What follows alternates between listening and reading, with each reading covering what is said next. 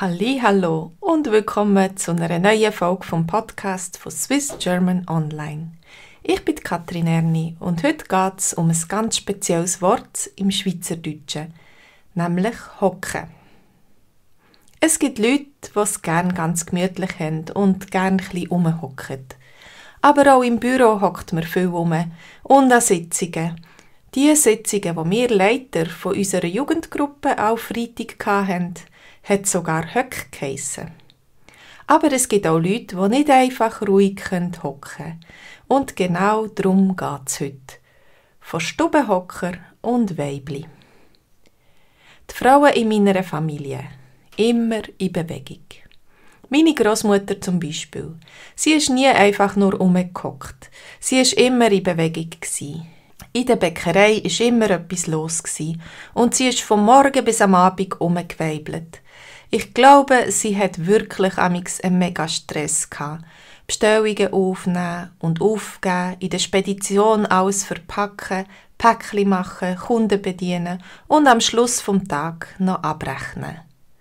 Hocken, das war fast ein Fremdwort für sie. Und sogar nach ihrer Pensionierung ist sie häufig spazieren oder sogar in die Berge wandern oder ins Fitness.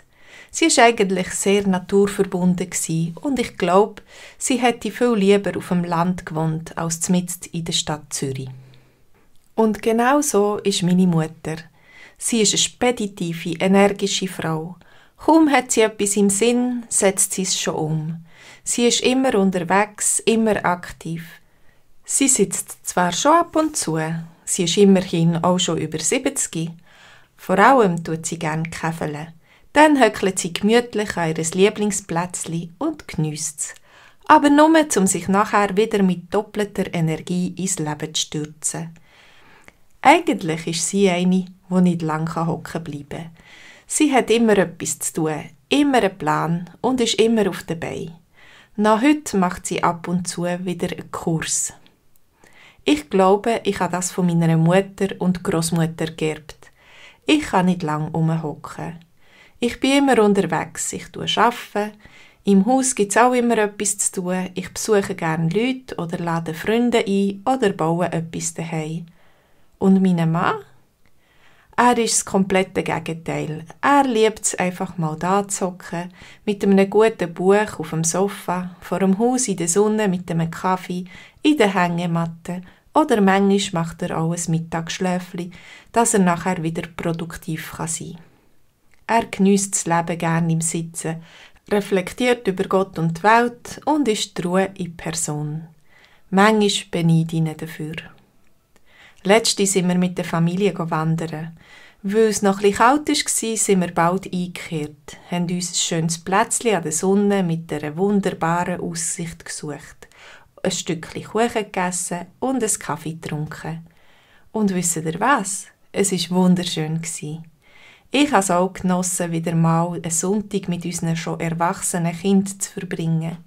Ich muss zugeben, etwa die ist es doch gut, einfach mal zu hocken, Zeit füreinander zu haben und den Moment zu geniessen. Und du? Bist du eher ein Stubenhocker oder ein Weibli? Hast du Freunde oder Familienmitglieder, die ein anderes Temperament haben wie du? Wie gehst du mit dem um?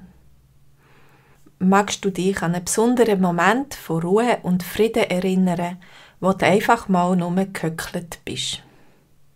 Was motiviert dich, aktiv zu bleiben und immer wieder etwas zu unternehmen? Was machst du, wenn du lang sitzen musst? Hast du Freizeitstress? Was für Temperament haben die Frauen oder die Männer in deiner Familie? Schlägst du ihnen nach? Bist du jemand, der nie still sitzen kann oder geniessest es, einfach mal abzöckeln und dich zu entspannen? Lass mich wissen. Komm in meinen VIP-Schweizerdeutsch-Kurs und übe mit uns via Live- und Zoom-Treffen Schweizerdeutsch. Am Montag am 8. VIP-Sprachtraining für verschiedene Niveaus. Am Dienstag am 7. Konversationskurs für Fortgeschrittene und am Dienstag am 8. ein Hochdeutschkurs für alle, die ihr Hochdeutsch verbessern wollen.